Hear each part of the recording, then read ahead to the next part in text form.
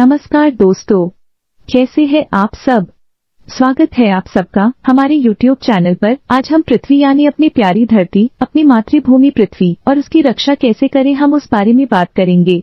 अगर आप हमारे चैनल पर नए हैं तो चैनल को सब्सक्राइब करना ना भूलें। तो चलिए शुरू करते हैं आज का ये वीडियो। आज हम सभी को मिलकर हमारी माँ भूमि को बचाने की जरूरत पर बात करने के लिए हमारे पास एक सुंदर अनमोल उपहार है, हमारी भूमि। लेकिन आज के दिन इस उपहार को बचाने की जरूरत है। हमारे पास ये जिम्मेदारी है कि हम अनमोल धरोहर को सुरक्षा दें ताकि हमारे आने वाली पीढ़ी भी इसकी सौंदर्य और समृद्धि का आनंद उठा सके। भूमि हमारे जीवन का आधार है। इसने हमें हर तरह से प्रेरित किया है, हमें हर चीज दी है जो हमें जरूरी है। लेकिन आज हम इसे अधिक इस्तेमाल कर रहे हैं, जिसकी वजह से हमारी भूमि थक रही है, कमजोर हो रही है। हमारे अपने व्यवहार और उचित रूप से सहयोग नहीं करने के परिणाम स्वरूप हमारी भूमि का वातावरण बिगड़ रहा है। इस समय हमारे सामने कई समस्याएं हैं, वातावरण पर परिणामकारी बदलाव, जलवायु परिवर्तन, जल स्रोतों की कमी और वनस्पति जीवन की हानि। हमारे व्यवहार का परिणाम है कि हम अपनी भूमि को ठीक से नहीं समझ रहे हैं। अगर हम इस तरह से आगे बढ़ते रहे तो हमारे आने वाले कल के लिए इसका असर बहुत बुरा होगा।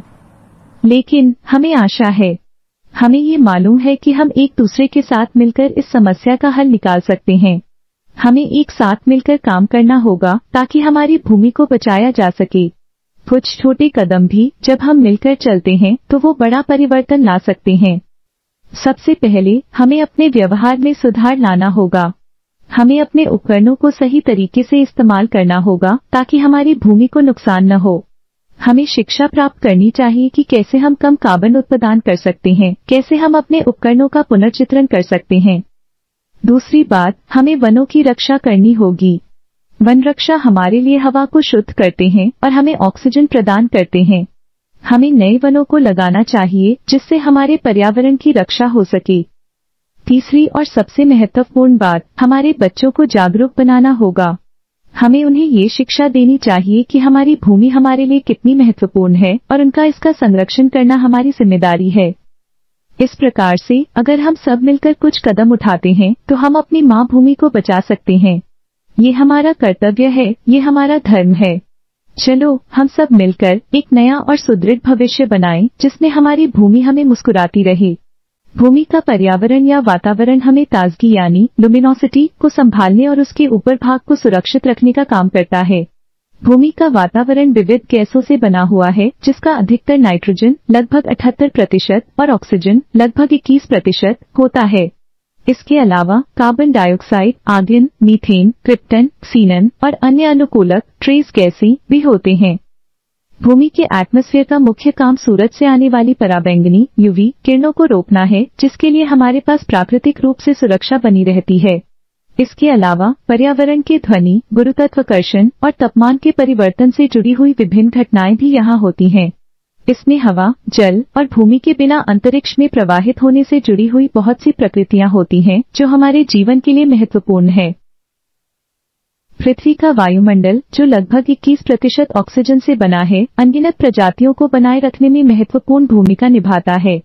हालांकि यह हमेशा ऐसा नहीं था। लगभग 4.5 अरब वर्ष पहले ग्रह के निर्माण के दौरान स्थितियां बहुत भिन्न थीं। वायुमंडल में मुख्य रूप से कार्बन डाइऑक्साइड, मीथेन और जल वाष्प शामिल थे, और वैज्ञानिकों का अनुमान है कि भविष्य में पृथ्वी का पर्यावरण फिर से कम ऑक्सीजन युक्त वातावरण में स्थानांतरित हो जाएगा। नई शोध से संकेत मिलता है कि यह परिवर्तन पृथ्वी को ग्रेट ऑक्सीजनेशन इवेंट यानी जीओई की समान स्थिति में वापस लाएगा, जो लगभग 2.4 अरब साल पहले हुई थी। इस खोज का महत्व बढ़ गया है क्योंकि वैज्ञानिक हमारे सौर मंडल से परे रहने योग्य ग्रहों की खोज जारी रख रहे हैं। इससे पता चलता है कि ऑक्सीजन युक्त वातावरण होना स्थिर रहने योग्य दुनिया की सामान्य विशेषता नहीं हो सकती है। जॉर्जिया इंस्टीट्यूट ऑफ टेक्नोलॉजी के शोधकर्ताओं द्वारा किए गए एक अध्ययन में एक व्यापक मॉडल का उपयोग करके पृथ्वी के वायुमंडल का विश्लेषण किया गया। संस्थान के वैज्ञानिक क्रिस रेनहार्ट के अनुसार ऑक्सीजन में गिरावट महत्वपूर्ण है। आज का स्तर अनुमान से लगभग 10 गुना अधिक है। शोधकर्ताओं का तर्क है कि वायुमंडल का ऑक्सीजनेशन तेजी से कम हो जाएगा, जिससे संभवतः पृथ्वी के इतिहास में गैर ग्रीनहाउस स्थितियों की विशेषता वाली अवधि शुरू हो जाएगी। शोधकर्ताओं द्वारा विकसित व्यापक मॉडल सौर चमक में भिन्नता और कार्बन डाइऑक्साइड के स्तर में परिवर्तन जैसे कारकों पर विचार करता है। कार्बन डाइऑक्साइड कम होने से पौधों जैसे प्रकाश अवशोषित जीव कम हो जाते हैं, जिसके परिणाम स्वरूप ऑक्सीजन का स्तर कम हो जाता है। रहने योग्य ग्रहों पर वायुमंडल के विकास को समझने के लिए इस शोध के निहितार्थ महत्वपूर्ण हैं। हम आशा करते हैं कि आपको यह जानकारी पसंद आई होगी और आपने हमारे चैनल को सब्सक्राइब किया होगा। अगर ये जानकारी अच्छी लगी है तो कमेंट करके बताएं। इस वीडियो को अपने दोस्तों और रिश्तेदारों में शेयर करें। आगे भी जानकारीपूर्ण वीडियो आती रहेंगी, इसीलिए अपडेटेड रहने के लिए चैनल को सब्सक्राइब करें और बेल आइकन नोटिफिकेशन ऑन जरूर कर लें। वीडियो को लाइक या शेयर करना ना भूलें। जल्दी ही मिलेंगे यही जानकारीपूर्ण वीडियो के साथ। तब तक के लिए जय हिंद, जय भारत।